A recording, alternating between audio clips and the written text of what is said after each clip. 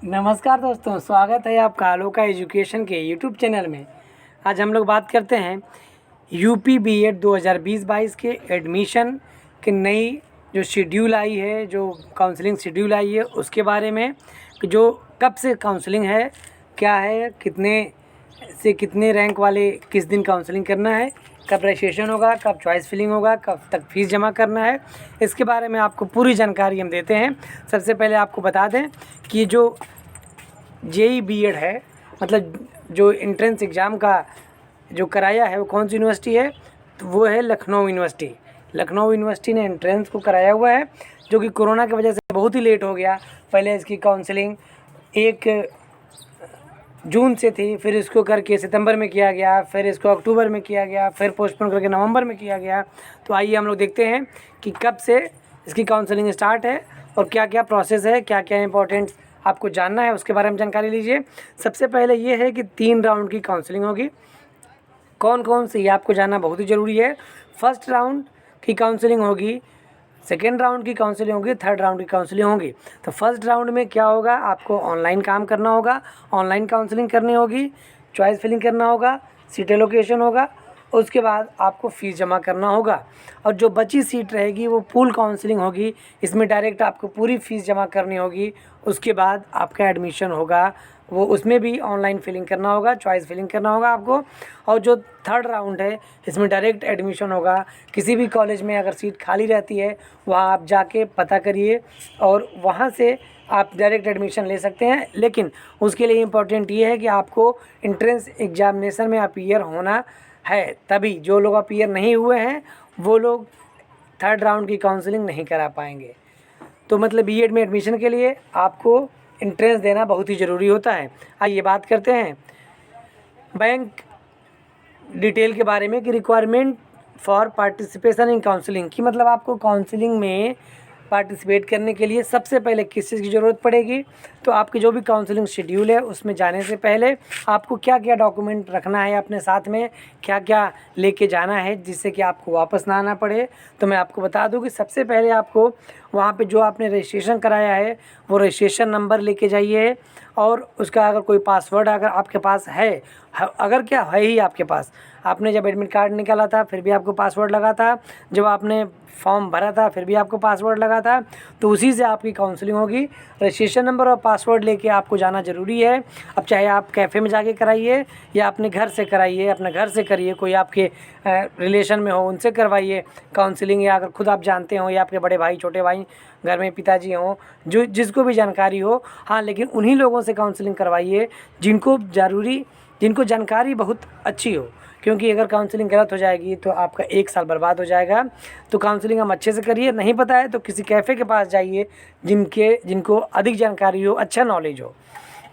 तो आइए अब हम लोग बात करते हैं कि बैंक डिटेल में क्या चाहिए। तो इसमें लिखा हुआ है कि बैंक डिटेल में this should be in the name of the candidate और फादर और मदर। ये जो बैंक का आपका अकाउंट होना चाहिए उसमें आपके मदर या फादर या कैंडिडेट जो फॉर्म भरा है, तीनों लोगों के नाम पे रहेगा। और तभी ये उसमें ऑनलाइन आप कर सकते हैं, तभी अप्लाई कर सकते हैं। किसी और के नाम से नहीं होगा। तो आपसे कहना यही है कि अगर आपका बैंक अकाउंट नहीं है तो आप बैंक अकाउंट खुलवा लीजिए, या अगर आपके माता पिता के नाम से है तो ठीक है। लेकिन अगर आप बैंक अकाउंट में नहीं आपका, अगर नहीं आपने बैंक अकाउंट खुलवाया है तो स्कॉलरशिप के फॉर्म भरने में आपको प्रॉब्लम होगी। इसलिए आप बैंक अकाउंट आपका होना ज़रूरी है, किसी भी बैंक में आपको खाता होना बहुत ज़रूरी है। अब बात करते हैं, पहला तो ये हो गया कि आपका अकाउंट होना चाहिए। किसके नाम से होना चाहिए, आपके मदर या फादर या आपके नाम से होना चाहिए। क्या क्या डिटेल उसमें लगेगी, अकाउंट नंबर लगेगा, खाता संख्या जिसे हम लोग कहते हैं, क्लियर रहे। और आपको बता दें कि स्कैन कॉपी नहीं लगती है, बस आपको फिल करना होता है कि अकाउंट नंबर क्या है, किसके नाम से है, आईएफएससी कोड क्या है, ब्रांच क्या है, किस जगह पे लोकेटेड है, ये बस भरना है, आपको फिल करना है, ना कि अपलोड करना है। अपलोड में नहीं लगेगा, साफ साफ चाहे तो आप लिख लीजिए या फ़ोटो खींच के, या फ़ोटो कॉपी हो तो उसको लेके जब भी काउंसलिंग कराने जहाँ भी जाइए, कैफ़े में या जिसके पास भी जाइए, तो ये डिटेल लेके जाइए, जिससे कि आपको कोई कठिनाई का सामना ना करना पड़े। आइए बात करते हैं थर्ड पॉइंट की, आईएफएससी कोड आपके पास होना चाहिए, जो कि आपके पासबुक पे कहीं ना कहीं लिखा रहता है। नेक्स्ट है बैंक नेम, कौन सा बैंक है आपको पता ही होगा। ब्रांच नेम, किस ब्रांच में आपका शाखा है। ब्रांच का मतलब जिस जगह पे आपका वो शाखा है, आपके ये सब कुछ आपको एक पेज का जो आपका फ्रंट पेज होता है ये पासबुक का, उस पे आपको मिल जाएगा कि IFSC कोड क्या है, अकाउंट नंबर क्या है, ब्रांच क्या है, सब आपको वहाँ से मिल जाएगा।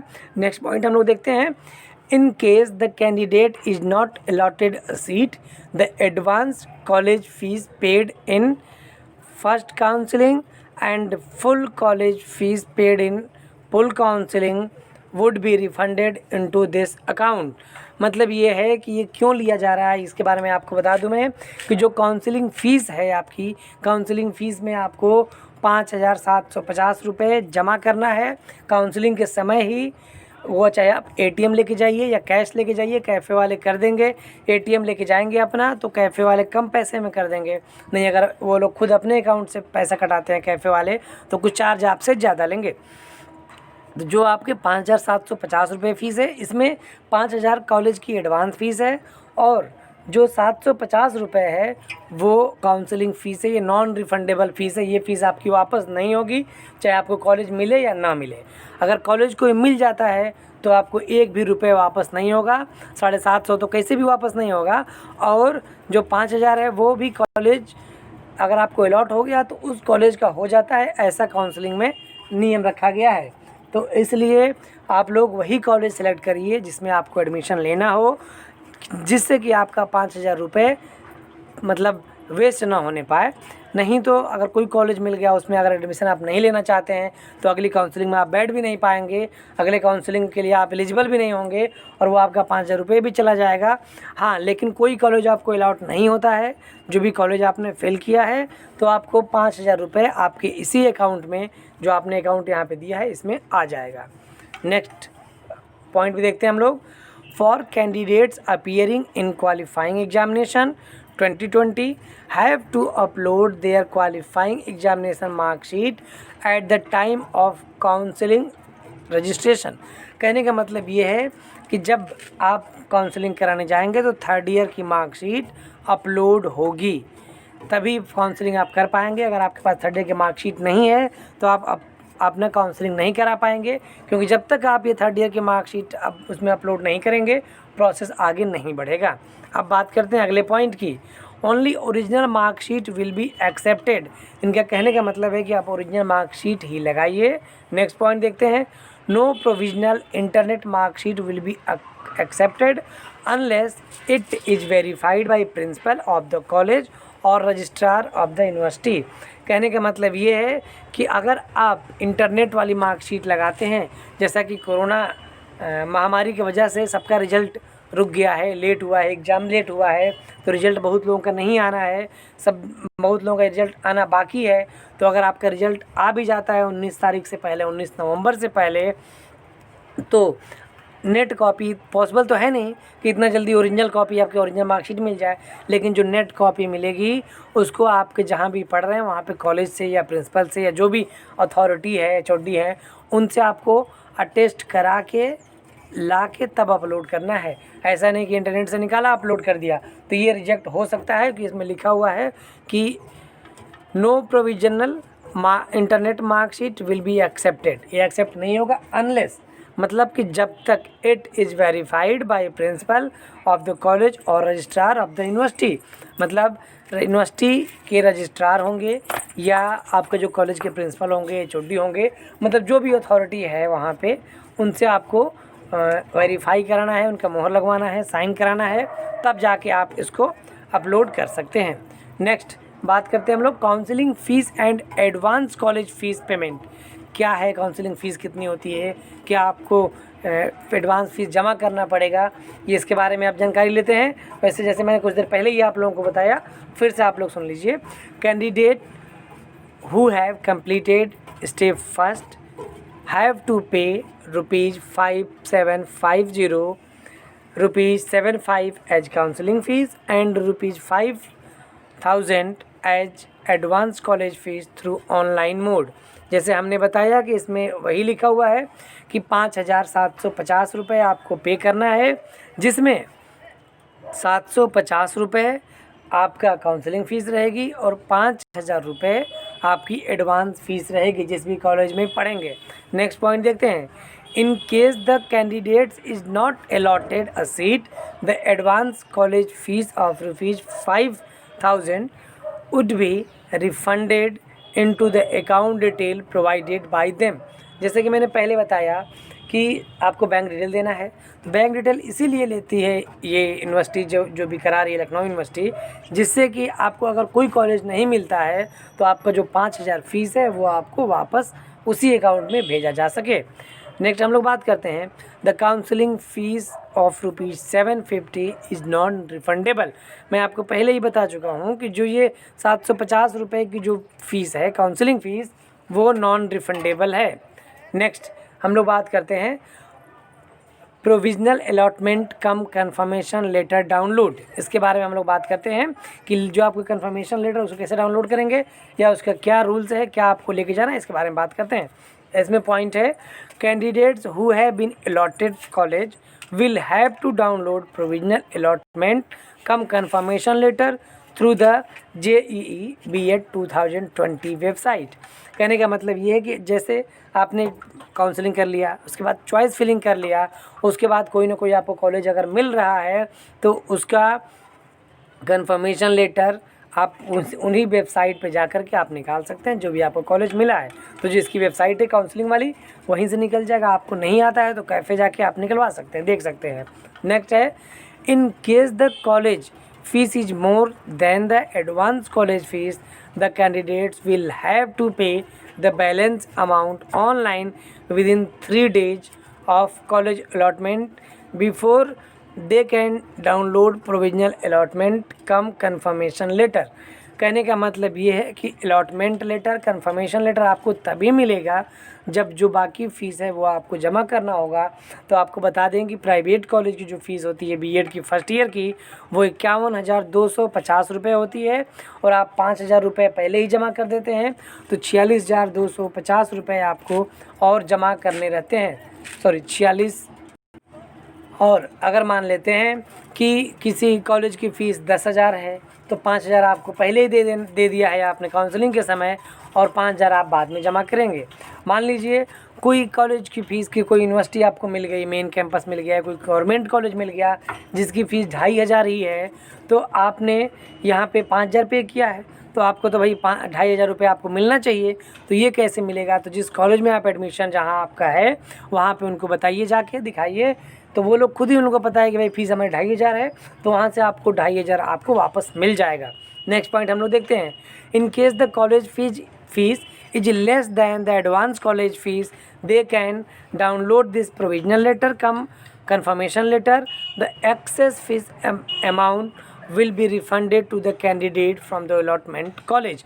अभी हमने जैसा बताया कि अगर फ़ीस आपने ज़्यादा पे कर दिया, मतलब 5,000 से कम अगर उस कॉलेज की फ़ीस है, तो अपने कॉलेज में जो आपका लेटर है उसको लेके जाइए कि ये हमारा सर ये हमने आपका कॉलेज को चूज़ किया था, आपका कॉलेज हमको मिला हुआ है, हमें B.Ed करना है, हमारी 5,000 फीस हमने पे किया है और फ़ीस कम है, मान लीजिए 2,500 3,000 है, जितना भी है, तो बाकी का जो फ़ीस है हमारा वापस कर दीजिए, तो वहाँ से आपको फ़ीस वापस मिल जाएगी।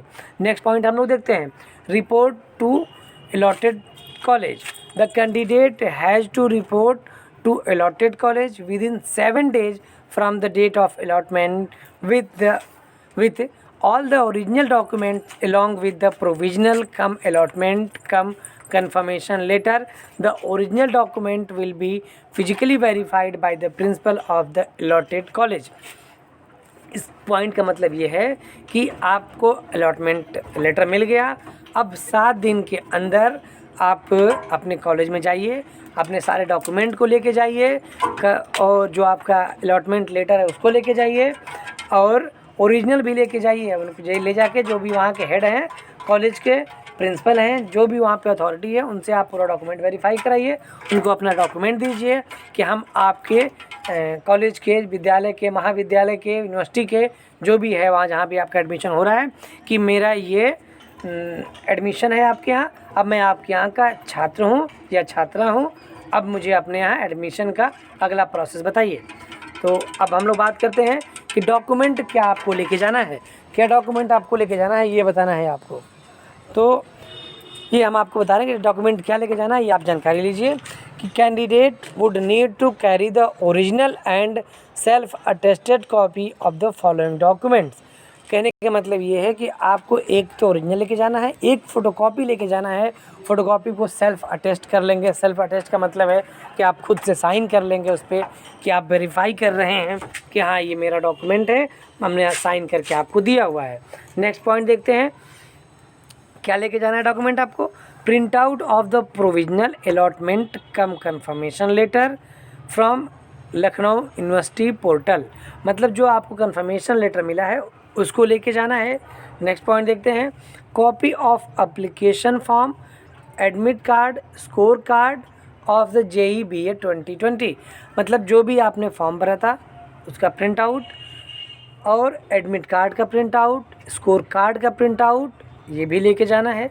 Next, proof of date of birth, class 10th certificate, class 10th का सर्टिफिकेट आप लेके जाएंगे, सारा डॉक्यूमेंट में वो भी आता है, तो उसी में आपको डेट ऑफ बर्थ DOB लिखी होती है, वो DOB प्रूफ करने के लिए आपको ये मांगा जाता है। नेक्स्ट पॉइंट है, all marksheet and certificates up to qualifying examination, category, sub category, weightage certificate original in the prescribed format, ये लेके जाना है। मतलब जितने भी आपने पढ़ाई किया, मतलब देखिए क्या है, मैक्सिमम आपको 10th 12th ग्रेजुएशन, इन तीनों का B.Ed के लिए 3 की ज़रूरत पड़ती है। इन तीनों का मार्कशीट भी अगर है आपके पास, मार्कशीट लेके जाइए। अगर आपके पास उसका सर्टिफिकेट है तो उसको लेके जाइए, डिग्री है तो डिग्री को लेके जाइए, ओरिजिनल भी लेके जाना है, एक कॉपी भी लेके जानी है आपको वहाँ अपने कॉलेज में वेरीफाई कराने के लिए। नेक्स्ट देखते हैं, original photo ID issued by government, मतलब एक आधार कार्ड की फ़ोटो को लेके जाइए, जो कि आधार कार्ड आज के लिए आम बात है। आधार कार्ड नहीं है तो वोटर ID लेके जाइए, नहीं तो बैंक का पासबुक लेके जाइए, कोई एक ऐसी ID लेके जाइए जिससे कि आपका ये वेरीफाई हो जाए कि हाँ भैया आपका ये ओरिजिनल है, आप ही हैं, वेरिफिकेशन के लिए होता है। नेक्स्ट है 2 पासपोर्ट साइज़ फ़ोटोग्राफ, 2 आपको पासपोर्ट साइज़ का फ़ोटोग्राफ लेके जाना है। हो सके तो आप 1-2 एक्स्ट्रा लेके जाइए, कभी कभी एक्स्ट्रा भी लग जाता है, फिर आपको परेशानी होती है, मतलब 4 ठो लेके जाइए आप। नेक्स्ट है copies of all fee receipt, जितने भी आपने फ़ीस जमा किया है उन सब की फ़ीस रिसीविंग लेके जाना है। जैसे आपने फॉर्म भरा उसकी फ़ीस रसीद, आपने काउंसलिंग कराया 5,750 रुपये उसकी फ़ीस रसीद, आपने जो बाकी की फ़ीस है, मान लीजिए अगर प्राइवेट कॉलेज है 46,250 है उसकी फ़ीस रसीद, ये सब लेके जाना है। मतलब अगर हम लोग बात करते हैं तो मेन आपको क्या क्या लेके जाना है, तो जितने भी आपके डॉक्यूमेंट है 10th 12th ग्रेजुएशन उसको लेके जाइए, जो भी आपने फॉर्म भरा उसका प्रिंट आउट, एडमिट कार्ड का प्रिंट आउट और साथ साथ स्कोर कार्ड का प्रिंट आउट, जितने भी फीस जमा किया उसका प्रिंट आउट। अगर कैटेगरी सर्टिफिकेट है आपका उसको भी लेके जाइए। जैसे हम लोग कहते हैं कि भाई OBC कैटेगरी है, जनरल नहीं, मतलब EWS वाले हैं, जनरल वाले तो कोई सर्टिफिकेट नहीं बनता, EWS का बनता है। SC हैं, ST हैं, ये भी लेके जाइए। इसके साथ साथ आय जात निवास ये भी ज़रूरी होती है। अगर आपको छात्रवृत्ति का फॉर्म भरना है, स्कॉलरशिप का फॉर्म भरना हो तो इसकी भी ज़रूरत पड़ती है। अगर आपका किसी दिव्यांग कोटे से हुआ है रजिस्ट्रेशन, या कुछ वेटेज आपने NCC लगाया है, या इस तरह कोई वेटेज वाला अगर आपने लगाया है तो उसके भी सर्टिफिकेट आपको फ़ोटोकॉपी और ओरिजिनल में लेके जाना है, जिससे कि आपको वापस ना आना पड़े, दोबारा ना जाना पड़े। ये कहने का मतलब है कि उस दिन आपका जिस दिन जाइए काम हो जाए। नेक्स्ट हम लोग बात करते हैं पूल काउंसलिंग राउंड 2 की। ये तो पहले काउंसलिंग की बात होगी, अब हम लोग बात की है पुल्ड काउंसलिंग की। पुल्ड काउंसलिंग क्या है ये हम लोग जानते हैं। सबसे पहले, after the first round of counselling is completed the vacant seat in colleges are filled by pooled counselling. मतलब पुल्ड काउंसलिंग में आपको किनको एडमिशन होना है कि भाई सीट अगर खाली रह जाती है कॉलेज में तो पुल्ड काउंसलिंग के लिए आप एलिजिबल जो बंदे हैं वो कर सकते हैं पुल्ड काउंसलिंग। अगला इसमें पॉइंट में देखते हैं क्या है, counselling fees and full college fees payment. Counselling fees ₹750 which is non-refundable. They have to also deposit ₹5,1250, 5,000 for only SC ST candidates who have opted the zero fees. As full college fees, the amount will not be refunded if the college is allotted, if a candidate is allotted a college. कहने का मतलब यह, मैं आपको हिंदी में समझा दे रहा हूँ कि आपको पूरी की पूरी 51,250 रुपये फ़ीस और 750 रुपये काउंसलिंग फ़ीस, मतलब टोटल 52,000 रुपये आपको जमा करना पड़ेगा आपके एटीएम से, ऑनलाइन के थ्रू या नेट बैंकिंग से, जिस तरह से आप कर सकें ये फ़ीस जमा करना पड़ेगा। टोटल फ़ीस 52,000 रुपये की जमा करनी पड़ेगी, जिसमें 750 रुपये नॉन रिफंडेबल काउंसलिंग फ़ीस है और 51,250 रुपये अगर आपको कॉलेज कोई नहीं मिलता है तो ये आपका अकाउंट में आ जाएगा। अगर कोई भी कॉलेज मिल जाता है तो आपको ये 51,250 रुपये की फ़ीस वापस नहीं आएगी, चाहे आप एडमिशन लीजिए या ना लीजिए। नेक्स्ट है कि आपको अगर एससी कैटेगरी के हैं और एसटी कैटेगरी के हैं, फॉर्म भरते वक्त आपने फ़ी वेवर का या जीरो फीस का ऑप्शन दिया, फ़ीस को ऐसा किया है कि भाई हमें फ़ीस ना देना पड़े, उसमें ऑप्शन था जब आपने फॉर्म भरा था तब, तो उन लोगों के लिए केवल 5,000 रुपये फ़ीस जमा करना है। नेक्स्ट हम लोग बात करते हैं डायरेक्ट एडमिशन की, राउंड 3 की। और जो राउंड 2 है उसमें भी प्रोसेस वही है। पहले आपने काउंसलिंग कराया, 52,000 रुपये की फ़ीस जमा किया, उसके बाद चॉइस फिलिंग किया, उसके बाद उसका रिजल्ट आया, फिर आपका तो बाकी का फ़ीस आपको जमा नहीं करना है क्योंकि आपको पूरी फ़ीस पहले ही ले ली गई है। तो आपको जैसे ही कॉलेज मिल जाता है साथ ही साथ आपको एडमिशन लेटर भी तुरंत मिल जाएगा, डाउनलोड करिए और सीधा अपने कॉलेज में जाइए। और जैसा हमने बताया क्या क्या डॉक्यूमेंट लेके जाना है, पीछे वीडियो में जो था वही डॉक्यूमेंट है, प्रोसेस सब वही है, बस यहाँ ये है कि पूरी फ़ीस आपको पहले ही जमा कर देना है। जो पहली काउंसलिंग थी उसी के अनुसार दूसरी जो पुल्ड काउंसलिंग है वो भी उसी तरह से होना है। बस ये है कि आपकी पूरी फ़ीस यहाँ लग जाती है और उसी को तुरंत आपको अलॉटमेंट लेटर मिल जाता है और उसको जाके आप तुरंत कॉलेज में अपने एडमिशन ले लेते हैं। नेक्स्ट हम लोग बात करते हैं डायरेक्ट एडमिशन की, राउंड 3 की। तो डायरेक्ट एडमिशन में क्या है कि पढ़ते हैं इसके पॉइंट, देखिए। This round of counselling is done at the college level, only those candidates can take part in this round of counseling who possess a valid state rank. Candidates can be admitted to any college only if seats are vacant in the college. मतलब ये है कि वही लोग counselling के लिए eligible हैं जो कि फॉर्म भरे हैं और उनका स्टेट रैंक जो है उसके अनुसार वो है कि हाँ भाई इनके इतने रैंक है स्टेट में, वही लोग इसको भर पाएंगे और जिस कॉलेज की सीट वैकेंट है उसके लिए वो एलिजिबल हैं। नेक्स्ट पॉइंट देखते हैं। The following candidates are eligible for direct admission. वो लोग कौन लोग डायरेक्ट एडमिशन के लिए एलिजिबल हैं इसको हम लोग देखते हैं। Those who have not been admitted to any college in the first counselling, मतलब जो पहले काउंसलिंग हुई है उसमें किसी को कोई कॉलेज नहीं मिला है तो डायरेक्ट जाके एडमिशन कॉलेज में ले सकते हैं। नेक्स्ट पॉइंट देखते हैं। Those who have not been admitted to any college in the pool counselling, जिनको पुल काउंसलिंग में कोई कॉलेज नहीं मिला है। नेक्स्ट देखते हैं। Those who have not participated in the counselling process, वो लोग भी इसमें एलिजिबल हैं जो लोग काउंसलिंग में अभी तक कराया ही नहीं, काउंसलिंग कराया नहीं लेकिन एग्ज़ाम दिया है, उनको स्टेट रैंक वैलिड है कि हाँ आप you are eligible for counselling है, तभी आप काउंसलिंग करा सकते हैं। ऐसा नहीं कोई बंदा कहे कि हमने एग्ज़ाम नहीं दिया जाके एडमिशन ले ले, तो वो इसके लिए एलिजिबल नहीं है। Next, the college will be verify the candidate detail from Lucknow university website.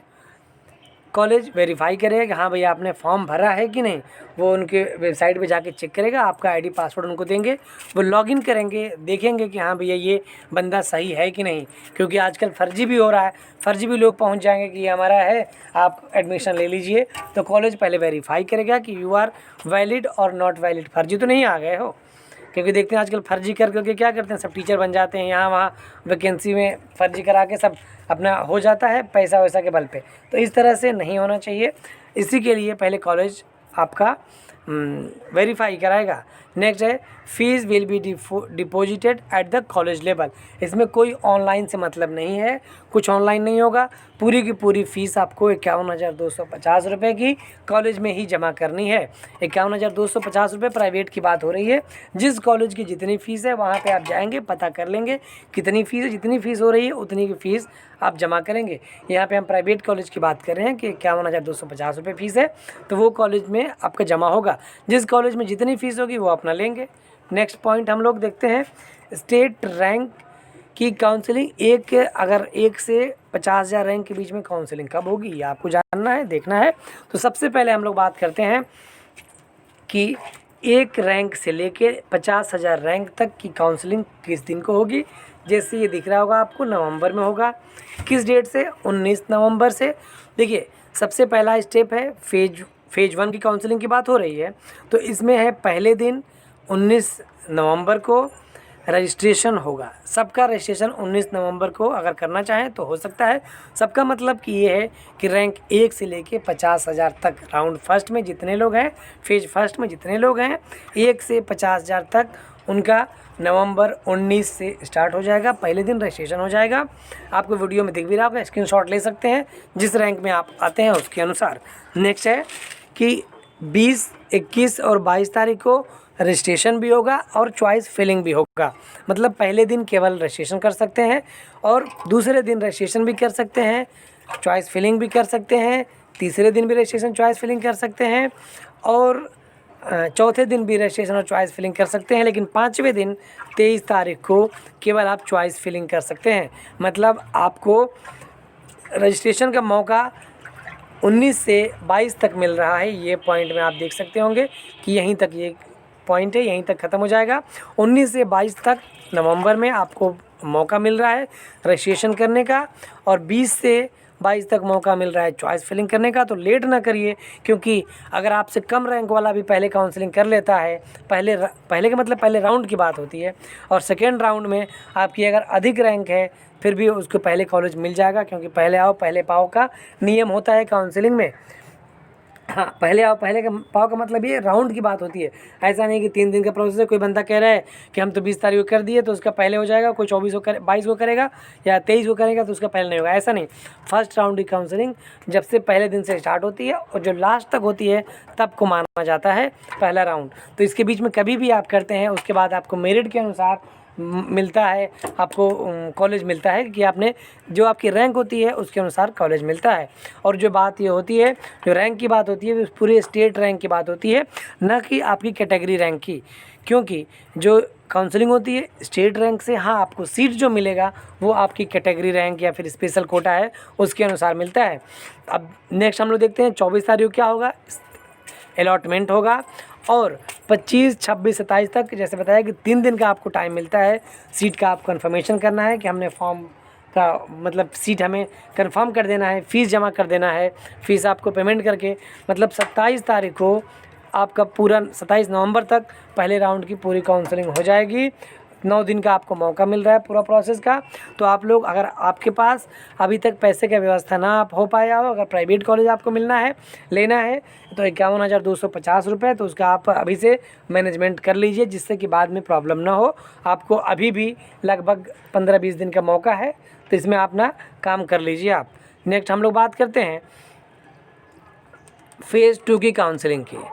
Phase 2 का मतलब 50,000 1 से लेकर के 1,40,000 तक। और जो पहले छूटे हुए हैं, मान लीजिए कोई बंदा है उसकी रैंक 25,000 है, वो पहले राउंड में ना कर पाया हो तो वो सेकेंड राउंड में कर सकता है। प्लस लेफ़्ट ओवर का मतलब यही है, इस पॉइंट का मतलब यही है कि वो बंदा जो पहले राउंड में ना कर पाया हो, छूट गया हो, ना पता हो, या करने का उसका उस समय मूड ना बना हो, बाद में मूड बन गया, ऐसा भी तो होता है कि भाई अभी नहीं करना है, फिर लगता है कि नहीं चलो कर लेते हैं, तो सेकेंड राउंड में वो लोग कर सकते हैं। और पूरा प्रोसेस सेम है, पहले उनको पैसा जमा करना है 5,750 रुपये की सबके लिए, उसके बाद चॉइस फिलिंग करना है। तो फ़ेज़ 2 में भी वैसे ही प्रोसेस है, इसमें भी वही उतने ही दिन मिल रहे हैं। 24 तारीख को रजिस्ट्रेशन होगा, 25 से 27 के बीच में रजिस्ट्रेशन और चॉइस फिलिंग होगा, और 28 तारीख को केवल और केवल चॉइस फिलिंग होगी। 29 को अलॉटमेंट हो जाएगा, आपको पता चल जाएगा कि कौन सा कॉलेज मिला कि नहीं मिला। और 30, 31 और 1 दिसंबर, 30, 31 नवंबर और 1 दिसंबर को सीट कन्फर्मेशन और फीस जमा करना है। 3 दिन का आपको मौका दिया जाएगा। फेज़ 2 के लिए बात हो रही है। नेक्स्ट हम लोग बात करते हैं फेज़ 3 के बारे में। फेज़ 3 में कौन कौन से एलिजिबल होंगे? 1,40,000 एक से लेके 2,40,000 तक के सारे कैंडिडेट, प्लस जो पीछे के छूटे हुए हैं, प्लस लेफ़्ट ओवर का मतलब यही है कि 1 से लेकर के, कहने का मतलब ये है कि 1 से लेकर के और 2,40,000 तक जितने भी कैंडिडेट हैं जो भी छूटे हुए हैं और जो नए हैं 1,40,000 से 2,40,000 के बीच में, ये सब इसमें अप्लाई कर सकते हैं। इसमें क्या डेट है देखते हैं। 29 तारीख को रजिस्ट्रेशन होगा, 30 नवंबर को और 31 नवंबर को और 1 दिसंबर को क्या होगा? चॉइस फिलिंग और रजिस्ट्रेशन होगा। 2 दिसंबर को केवल चॉइस फिलिंग होगा।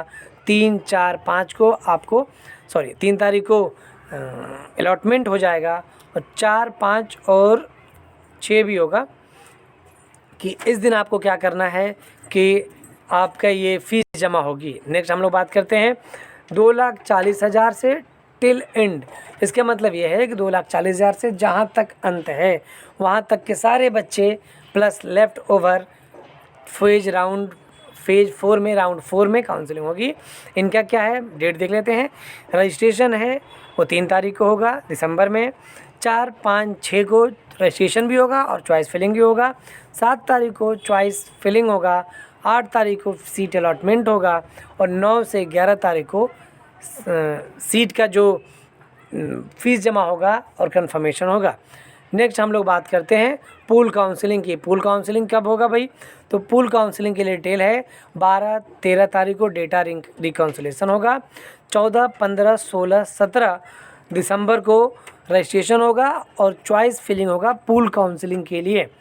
नेक्स्ट है चॉइस फिलिंग 18 तारीख को भी होगा और 19 तारीख को सीट अलॉटमेंट हो जाएगा। और इसमें जैसे हमने बताया कि आपकी फ़ीस पहले ही पेड होती है, जैसे ही आपका पूल काउंसलिंग कर लेते हैं उसके बाद रिजल्ट आ जाता है चॉइस फिलिंग करने के बाद, फिर आपको अपना डाउनलोड करिए एडमिशन लेटर और ले जाके कॉलेज में जमा कर दीजिए। नेक्स्ट हम लोग बात करते हैं